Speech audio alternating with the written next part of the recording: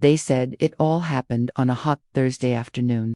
That day, little Amara was just 8 years old when she followed a butterfly past her compound, down the winding path behind the village church, and towards the water.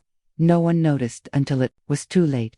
By the time the first scream rang out, all they found were her tiny sandals, one stuck in the mud, and the other floating slowly at the shallow edge of Obuoku Waterside.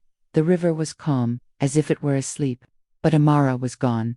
Linda was just 28 years old when she packed her entire life into a dusty Gonamusko bag and left Abuja behind. She didn't look back, not at the old salon where her boss constantly maltreated her, not at the boyfriend who ghosted her after 4 years, and definitely not at the fake friends who only remembered her whenever they needed free wigs. Abuja is not for me, and I'm never coming back, she said to herself with a renewed vigor and a determined spirit. Linda headed for a small community called Obuoku Waterside. Life there was very cheap and peaceful, or so she had heard, but what no one told her was that the community had a secret hidden beneath the river, and the peace only came at a painful price.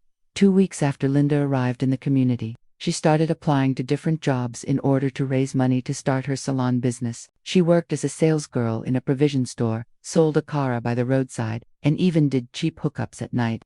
About a month later, Linda was finally ready to open her salon. However, the shops were very expensive, and her budget was just 5,000, not even close to half of the price. But one fateful day, her friend Machi told her of an abandoned building by the riverside. It's been 10 years since anyone entered that building, Machi said. Linda screamed for joy without even thinking twice.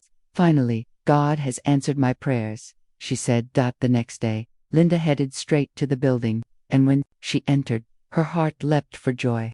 The place was old and rusty, with thick cobwebs hanging from every corner, but she didn't mind. Immediately, she started cleaning the place, and within 5 hours, she was done. The next day, she went to the market and bought all the necessary equipment she needed. Within 2 weeks, the salon was up and ready. She named it Linda's Heaven. The community watched in terror as Linda opened a salon in a building that had been abandoned for years. Linda saw their stares, but she didn't care. She was 100% sure that the villagers would soon be trooping in, since the salon was close to the river, which offered nothing but peace.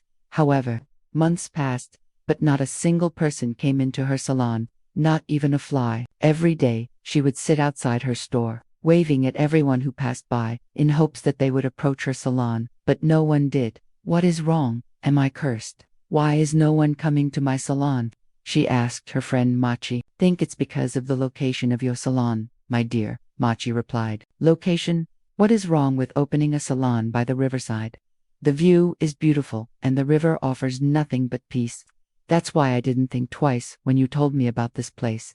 I think I made a mistake by telling you about this place, Linda. I would advise you to leave here, Machi said. But Linda was too adamant. She believed so much in the river that she failed to see the harsh stares and turned a deaf ear to anyone who tried to advise her that Linda didn't have money for proper food. Some days, she would suck a dry cube of Maggi just to feel full. On her worst days, she would soak a sachet of gori in cold river water and pretend it was ice cream.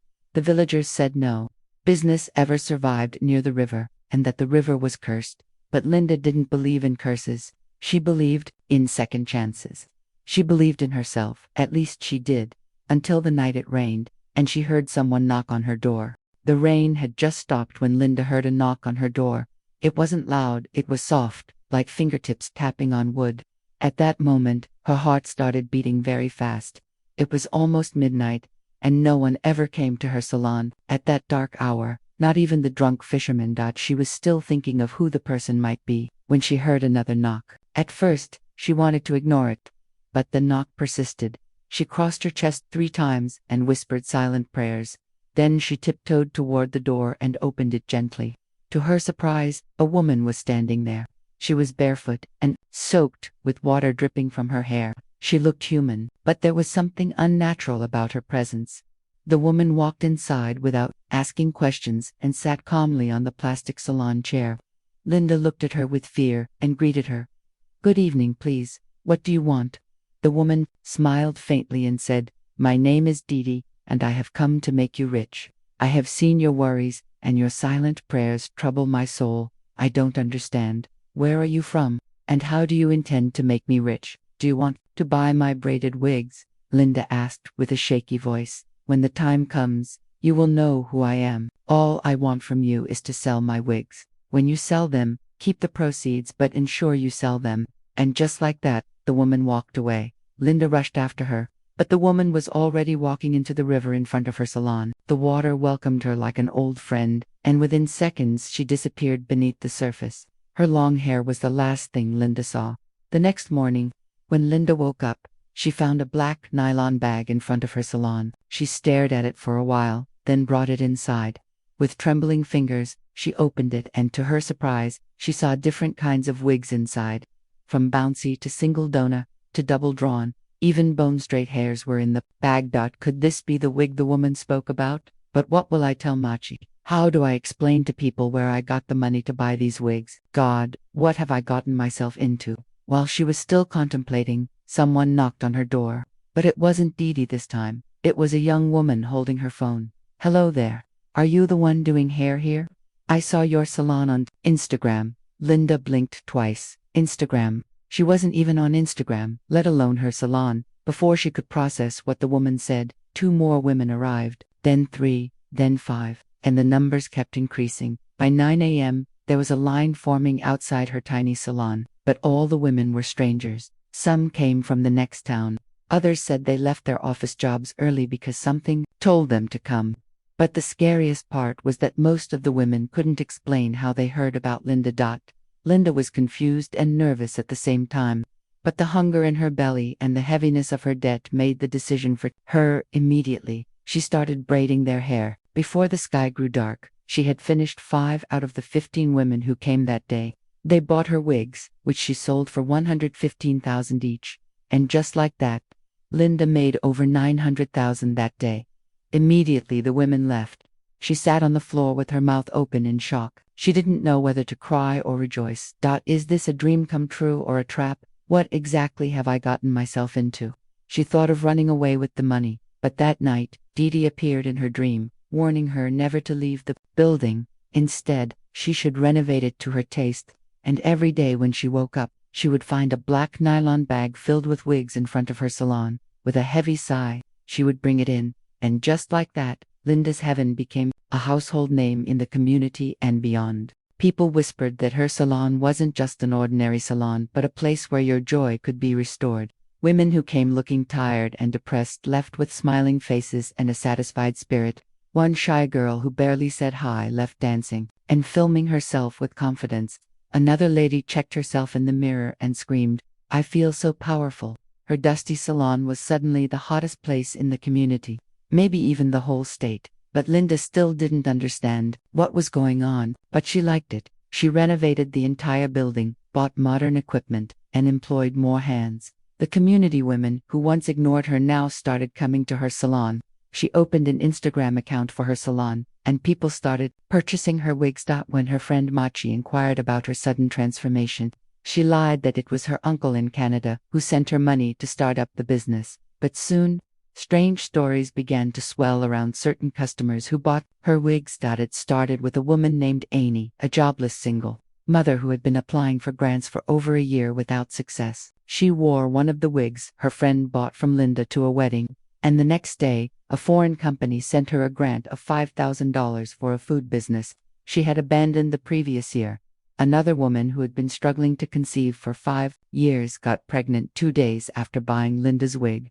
And then there was Bulma, a quiet university student who always sat at the back of the room. She wore a sleek black wig she had purchased from Linda and posted a short video of herself on TikTok.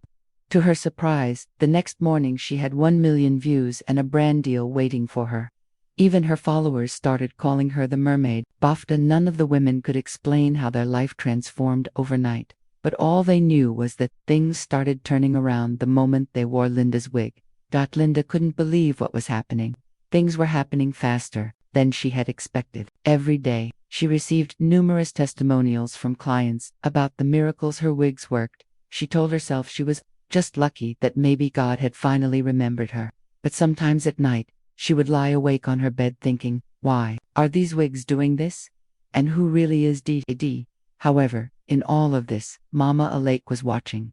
Every morning, Mama Alake would set up a puff-puff table just a few steps away from Linda's shop. She was in her 60s and had a round face, strong arms, and a Bible that never left her side. Her late husband used to call her the village prophetess, and even though she laughed when people said that, her eyes were sharp and always watching. She noticed the changes before anyone else. First, it was the women arriving like ants to Shuka. Then, it was the wigs, all looking like something too perfect for this world. Then she started noticing strange signs. Her 2 goats, Bissy and Ola, suddenly refused to go near Linda's salon. They would bleat, pull away, and even kick their legs any time she tried to drag them past the shop. Then one night, Mama Alake had a dream.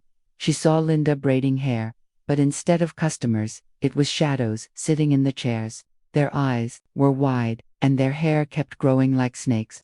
And the mirror in the salon reflected water, not faces. The next morning, she walked up to Linda. "My child," she said quietly, "I don't know what spirit gave you that gift, but hear me. Well, when God gives, it's slow. But when the water gives, it drowns you in your gain first, and then it pulls your feet." Linda gave a polite smile and said, "Mama, business is just moving finally." But inside, her stomach turned because she couldn't explain why her hands trembled each time she touched a new wig from Didi. One fateful night, at around 9 p.m., heavy rain started falling and hammering on Linda's roof like fists. Thunder rolled over the community, and lightning lit up the skies in white flashes. Linda sat inside alone, with her hands wrapped around a steaming cup of tea, trying to calm her nerves. She had been having weird dreams again, waters in her mirrors, voices in her ears, and the hairs that moved on their own. She tried to brush it off, but deep down, something felt wrong.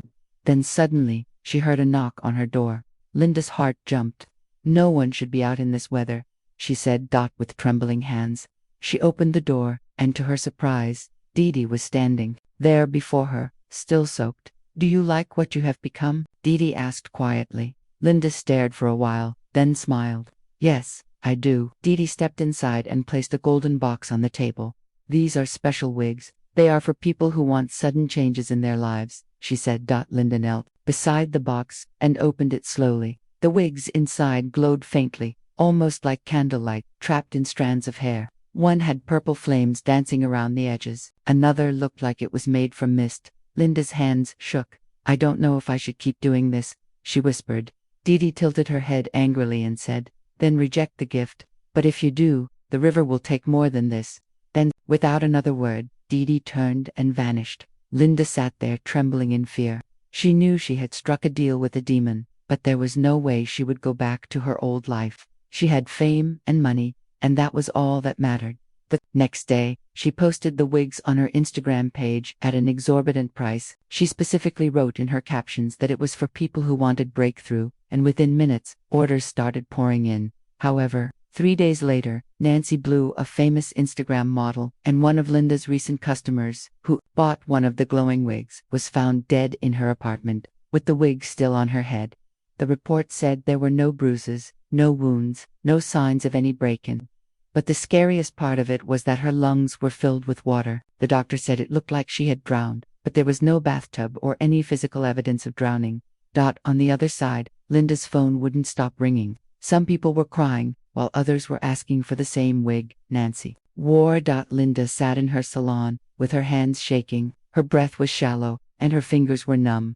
That night, as the rain poured heavily, she picked up the golden box, ran outside into the dark, and threw it into the river with all her strength. "Please, take your property and leave me alone," she screamed out in fear. But the next morning, when she opened her salon, the box was sitting pretty on her table. At this point, she concluded that there was no turning back.